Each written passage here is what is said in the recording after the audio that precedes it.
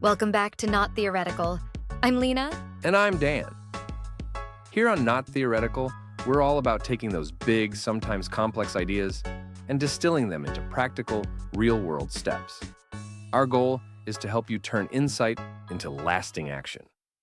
And today, for our second episode, we're diving into an idea that, honestly, feels a little counterintuitive at first.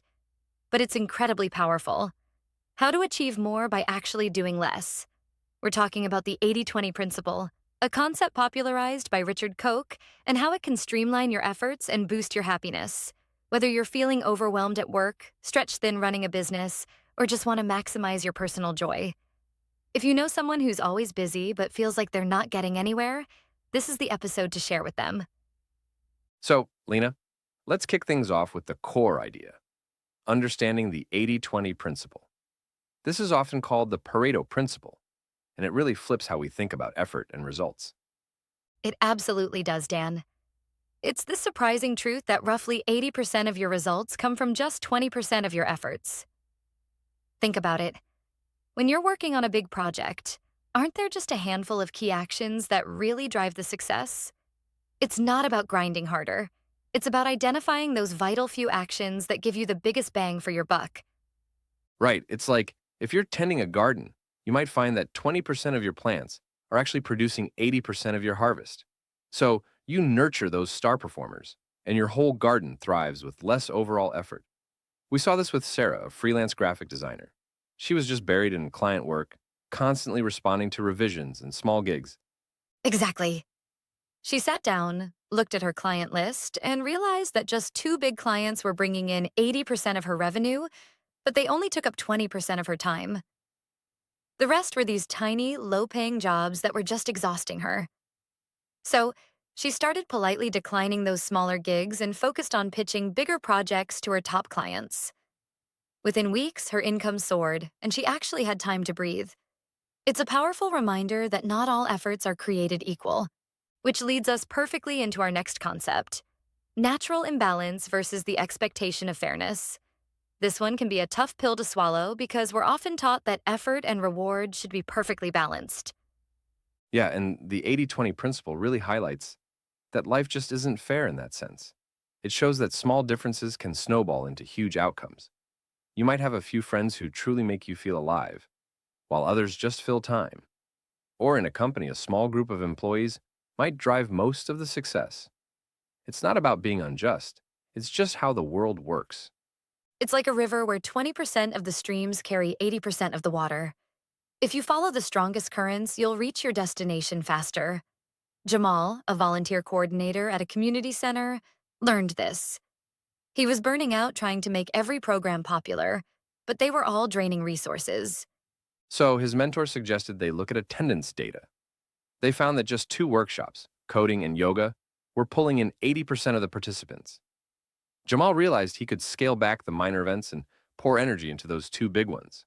It felt unequal to cut programs, but the attendance soared, and he was so relieved. It's about accepting that some efforts naturally matter more. Let's talk about work processes. Our workdays are often packed, but how many of those tasks actually move the needle? So true.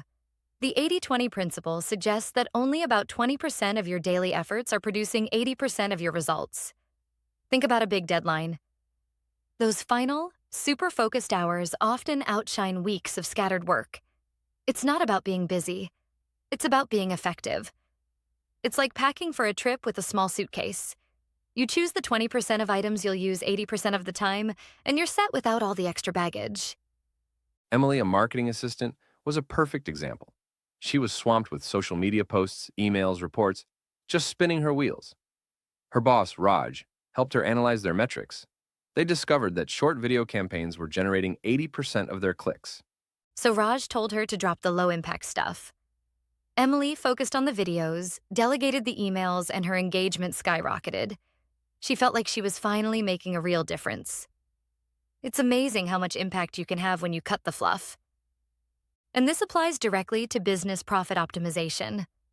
For small businesses, this can be a game changer. Absolutely. In business, it's often the case that 20% of your products or customers generate 80% of your profits. Why spread yourself thin across a huge product line or customer base when you can double down on what's already working? It's like fishing in a lake, where 20% of the spots hold 80% of the fish. You cast your line there, and you'll reel in a bigger catch. Maria, who ran a small bakery, was exhausted with shelves bursting with dozens of pastries. Her friend Carlos suggested she check her sales data. She found that cupcakes and custom cakes made up 80% of her profits, but they were only 20% of her stock. So, Maria streamlined her menu, really marketed those top sellers, and her profits jumped. She was baking less, but earning more. It's a clear illustration that a few key elements really drive most business success. Finally, the 80-20 principle isn't just for work or business. It's powerful for improving quality of life. This is probably my favorite application. About 20% of your activities, like quality time with loved ones or a favorite hobby, likely bring you 80% of your happiness. So why let the other 80%, like a draining job or endless chores, steal your joy? By cutting back on what drags you down, you free up space for what lights you up. It's like curating a playlist where 20% of the songs make 80% of your memories. Keep those hits on repeat, and your days feel like a concert.